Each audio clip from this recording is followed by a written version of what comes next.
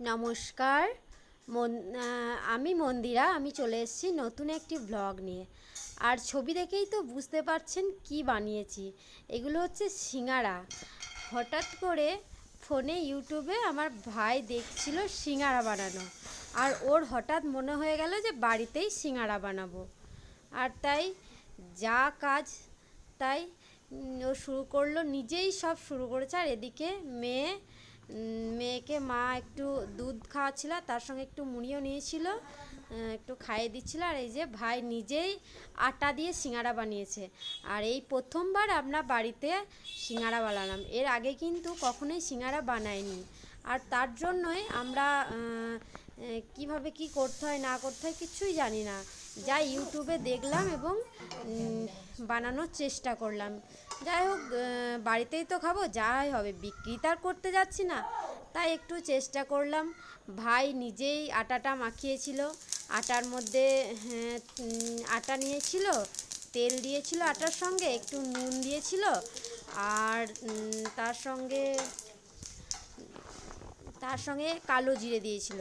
দিয়ে আটাটাকে খুব নরমও করেনি আর খুব শক্তও করেনি, ভালোভাবে আটাটাকে মাখিয়ে নিয়েছিল। আর মাখিয়ে একটু ভালো করে ঢাকা দিয়ে 15 মিনিট মতো রেস্টে রেখে দিয়েছিল। আর তারপরে এদিকে নিজেই আবার আলুগুলোও সিদ্ধ করতে দিয়ে দিয়েছিল।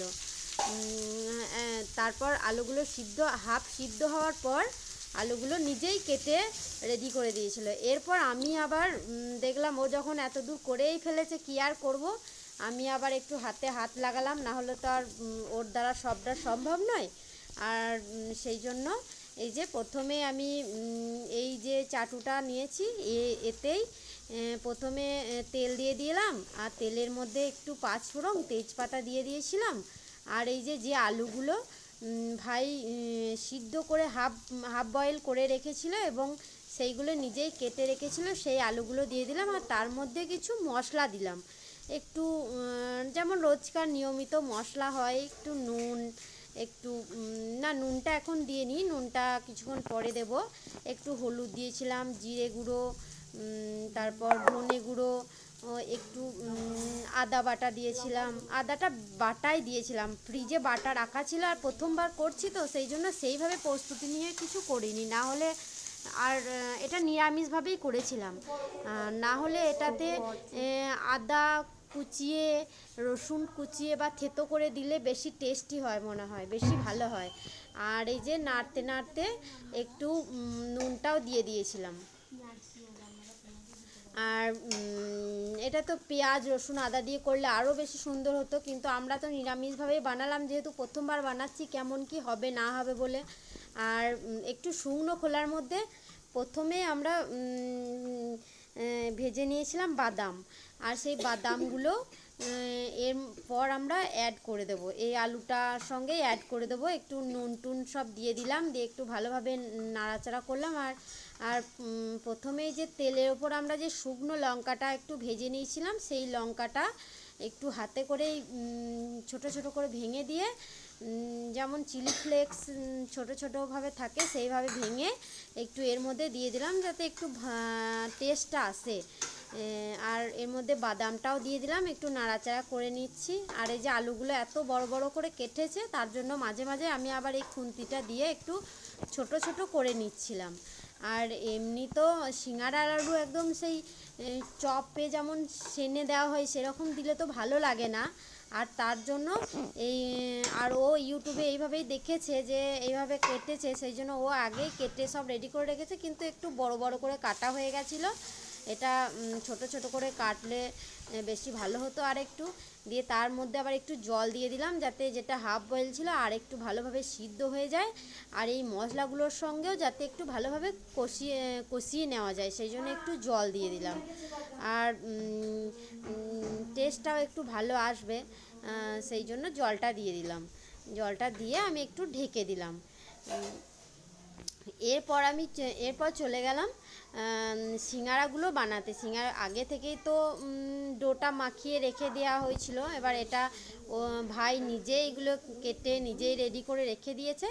এবার বিলে করবার পালা, এবার ও নিজেই এটা বানাচ্ছে। দেখুন কেমনভাবে বানাচ্ছে, মানে আমরা প্রথমবার বানাচ্ছি তো সেই জন্য মানে ঠিকভাবে কনফিডেন্টটাই পাচ্ছি না কি আদেও হবে কি হবে না। আর সত্যি বলছি এত মানে হ্যাপা গেল কি বলবো, মনে হচ্ছে যেন একটা হ্যাপা, না জানলে যেটা হয়। আমরা তো ইউটিউবে দেখে বানাতে গিয়ে যে কত রকমের ইয়েতে করতে হলো, মানে অনেকটা হচ্ছে, হওয়ার পরই যেন সেই মুখটা যখন মুড়তে যাচ্ছি তখন আর পারছি না। যাই হোক, অনেক কষ্টে এই সিঙ্গারাগুলো বানানো হয়েছে, কষ্টই বলতে হবে। আর এর মধ্যে আবার দেখলাম জলটা শুকিয়ে এসছে আলুগুলোর, সেই জন্য। আর দেখছেন আমাদের এই যে এই ওভেনটার আবার রেগুলেটরটা ভেঙে গেছে। এই যে ওভেনটার রেগুলেটরটা ভেঙে গেছে বলে আবার ওটা দিয়ে, যাই হোক ওই ছোট যে ওভেনটা থাকে তার রেগুলেটরটা ভেঙে গেছে। বড়টা ঠিক আছে, ছোটোটা দিয়েই করে নিচ্ছিলাম, ওই জন্য ওটা হাত দিয়েই আবার করে নিলাম। এটা ঠিক করে নিতে হবে। আর এই যে আলুটা রেডি হয়ে গেছে, একটু ঢেকে রেখে দিলাম, দিয়ে আবার আমি একবার করে দেখছি যে হবে কি না দেখি। ভাই তো একবার করলো, ও মুখটা মুড়তে পারলো না, সবটা ঠিক হচ্ছে দিয়ে মুখটা মুড়তে পারছি না আমরা। এই যে আমিও একবার চেষ্টা করে দেখছি হবে কি না, কিন্তু যাই হোক প্রথমবার বানাচ্ছি তো সেই জন্য আরও মানে একদম পারছি না, মুখটা কিছু মতে মুড়তে পারছি না। তাও চেষ্টা করে দেখলাম, বাড়িতেই তো খাবো, যাই হবে তেলের মধ্যে পড়ে গেলেই সব একদম মুচমুচে সিঙ্গারা ঠিক বানানো হয়ে যাবে। ওই জন্য আমি একবার চেষ্টা করেও আমিও দেখে নিচ্ছি। তবে লাস্ট ফিনিশিং টাচটা মাকেই দিতে হয়েছিল, না হলে তো মানে হচ্ছিলই না। আমরা তো যেভাবে বানিয়ে ফেলেছিলাম বাপরে। আমি এই যে আলুগুলো তো এমনিই বড় বড় হয়ে গেছিলো, এই যে আমি আলুগুলো নিয়ে একটু টিপে টিপে ভরে ভরে দিচ্ছিলাম। আর এর মধ্যে মেয়েও একটু এদিক ওদিক করছিল, তাই ওকে একটু কোলে নিয়ে আসলাম, একটু কোলে নিতে হলো, কি আর করব। তার মধ্যে আবার এই যে এদিকে বানানোর চেষ্টা করছি, কিন্তু এই কিছু মতে আমাদের হাতে হবে না মনে হচ্ছে। তাই ভাই আবার আমরা দুর্গাপুরে একবার মেলা গেছিলাম, তখন ওই মেলা থেকে ওই সিঙ্গারা বানানোর যেটা ওই যে লাল রঙে দেখতে পাচ্ছেন ওটা একটা সিঙ্গারা বানানোর জিনিস। ওই জিনিসটা আমরা ওটা একটা ছিল না, ওটা ছিল ওই যে পুলি পিঠে বানানো হয় এক ধরনের আছে, তারপর ওই সিঙ্গারা বানানো, তারপরে একটা গোল মতো একটা ছিল, এরকম একসঙ্গে ছিল, সেই একটা কিনে নিয়েছিলাম। আর ভাই লাস্টে বললো এরকমভাবে যখন হচ্ছেই না, চল এই সিঙ্গারা বানানোর যেটা নিয়ে এসেছি ওটা দিয়েই এটা বানানোর চেষ্টাটা করি। যাই হোক বাড়িতে তো খাবো, যা হয় হবে না, হাতে করে যখন হচ্ছে না, দিয়ে সেই জন্য আবার ও এইগুলো বার করে নিয়ে আসলো, এবং বের করে নিয়ে এসে এগুলো একটু ভালো করে ধুয়ে নিয়ে এবার ওটার মধ্যেই রুটির মতো প্রথমে বিলে নিচ্ছে, বিলে নিয়ে ওর মধ্যে ওটাকে দিয়ে ওটাকে পুর ভরে এবার ওটা করে নিচ্ছে। তবে এটা দিয়ে কিন্তু বেশ ভালোই দেখতেও লাগছে, ভালো, আর সিঙ্গারার মতোই হয়ে যাচ্ছে। তাহলে কি দরকার আছে এত কষ্ট করার, তাই না? হাতে করে তো বানানোর চেষ্টা করলাম, হলো না, কি আর করব। তবে এটার মধ্যে যেটা বুঝলাম, আরও আমরা ভাবলাম হয়তো বেশি করে দিলে হয়তো ফেটে যাবে, কিন্তু না, এটা আরও ফুল ফুল দেওয়া যাবে। যে এটা আমরা পুরটা বানিয়েছিলাম, আরও পুর দিলে কোনো অসুবিধা নয়। তবে হ্যাঁ, এই যে লেচিটা যেটা, এটা কিন্তু খুব বেশি পাতলা করা যাবে না, একদম রুটির মতো করা যাবে না, আবার যে খুব মোটা সেটাও না।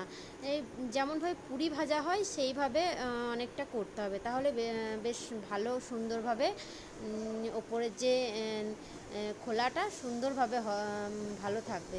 যাই হোক এইভাবে আমরা সিঙ্গারাগুলো বানিয়ে নিয়েছিলাম। লাস্ট ফিনিশিং টাচ তো মা দিয়েছিল।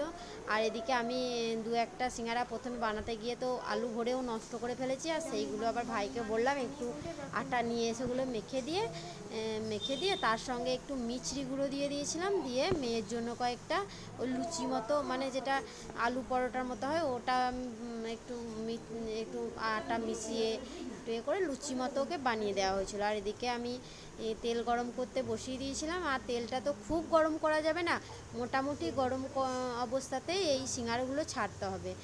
আর এই আঁচটা কিন্তু মিডিয়াম আঁচে রেখে দিয়েছিলাম, যাতে এটা সুন্দরভাবে ভাজা হয়, ভিতর থেকেও যেন কাঁচা না থাকে। আর এরপর আমি একবার করে উল্টে উল্টেও দিচ্ছিলাম। আর এটা আমার ভাজতে সময় লেগেছে একটা, মানে আমি দু ব্যাচে আমার ভাজা হয়ে গিয়েছিলো, খুব বেশি তো বানাইনি এগুলো।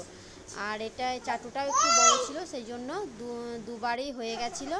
আমি এটা এই যে লাল লাল করে ভেজে তুলে নিলাম।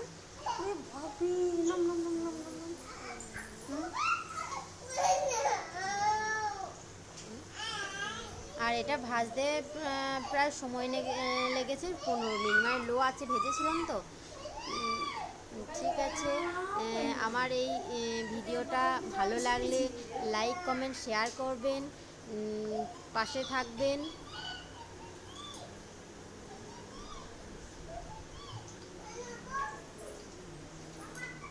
আর আর একটা বলি, এরপরে মেয়ের যে লুচিগুলো ভাজা হয়েছিল ওটা ভাজা কমপ্লিট করে আমরা এবার খাওয়ার জন্য রেডি হয়েছিলাম। এই যে মেয়ে লুচিগুলো ভেজে দিয়েছিলাম, মেয়ে লুচিটা খাচ্ছিল। আর ভাই এর আগে একটা সিঙ্গারা খেয়েও নিয়েছে, তারপরে আবার সবাইকে দেখানোর জন্য এই সিঙ্গারাটাও একটু ভেঙে দেখালো। আর সত্যি খেতে খুব ভালো হয়েছিল, কিন্তু সিঙ্গারাগুলো দেখতে একদম বাজে হয়েছিল, সেটা প্রথমেই দেখেছেন আপনারা। ঠিক আছে, এখানে ব্লগটি শেষ করলাম। ভালো লাগলে লাইক কমেন্ট শেয়ার করবেন আর পাশে থাকবেন। নমস্কার। হ্যাঁ, বকো না, চারটে মুড়ি আনো। হয়েছে? হয়েছে?